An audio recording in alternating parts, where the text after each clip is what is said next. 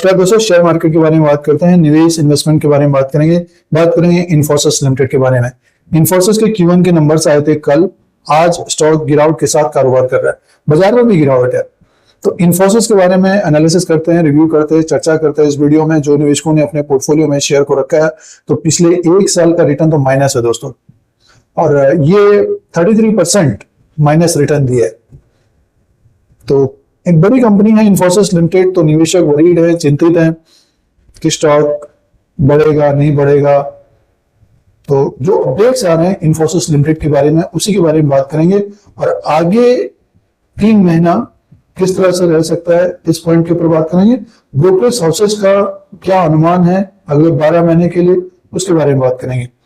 तो जो निवेशक अपने पोर्टफोलियो में इन्फोसिस को रखते हैं तो पिछले एक साल से लगातार गिरावट देखने को मिली, और स्पेशली इसी साल जनवरी के महीने में ये 1600-1700 के आसपास था। और गिरने का कारण ये है कि जो एआई की न्यूज आई थी पिछले 4-5 महीने से, जो एआई की खबर बनी हुई है, तो उसके कारण इस कंपनी के शेयर में गिरावट है। अब 1600 से 1000 के बीच जिन्होंने खरीदारी की है वो निवेशक चिंतित हैं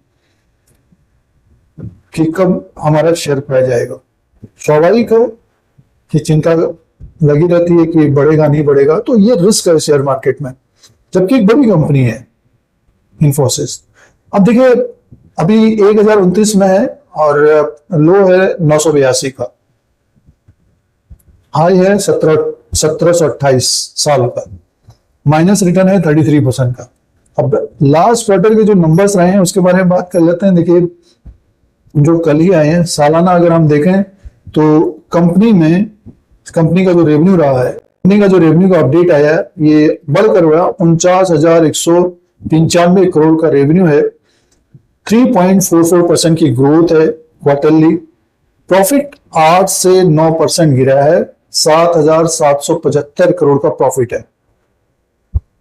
और ईयरली बात करते हैं तो कंपनी का प्रॉफिट 10% बढ़ा है और रेवेन्यू भी 10% बढ़ा है। तो क्वार्टर एंड क्वार्टर के हिसाब से प्रॉफिट कम रहा है। तो एक तो ये गिरावट का कारण है कि क्वार्टर एंड क्वार्टर के हिसाब से प्रॉफिट कम रहा है। सालाना तो 10% के आसपास ग्रोथ है, इनकम में भी प्रॉफिट में भी।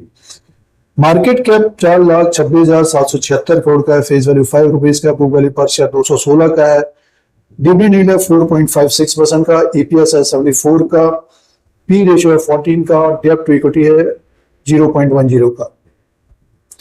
तो बुक वैल्यू के हिसाब से देखते हैं तो स्टॉक अभी 5 गुना ऊपर की तरफ है, काफी गिरावट आई है।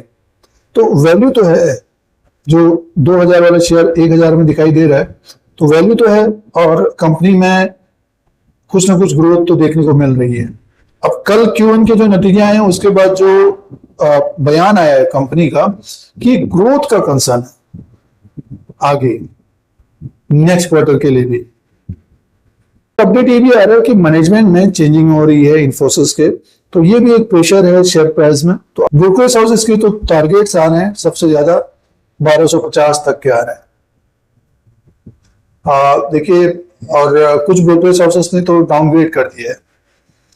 तो इसीलिए शेयर में देखिए रिजल्ट के बाद, जबकि रेवेन्यू में ग्रोथ है, बड़ा नहीं है। तो हमारे अनुसार जो निवेशक अभी देखिए 1100-1200 के आसपास या उसके ऊपर खरीदारी किए हुए हैं, थोड़ा बहुत और समय देना चाहिए। और आगे आने वाले क्वार्टर्स के नंबर्स और बयान बीच में चेंज होते हैं तो रैली भी देखने को मिल सकती है। फिलहाल स्टॉक एक रेंज में रह सकता है नेक्स्ट वीक। तो अपना रिसर्च करें। जो निवेशक अभी खरीदारी करना चाह रहे हैं कि 2000 वाला शेयर 1000 में मिल गया, तो उसी के अनुसार निवेश भी करें, जानकारी लें, उसी के अनुसार निवेश भी करें। इस तरह के अपडेट के लिए धीरे सिंह स्टॉक मार्केट को सब्सक्राइब करें, लाइक करें, शेयर करें, कमेंट करें। धन्यवाद।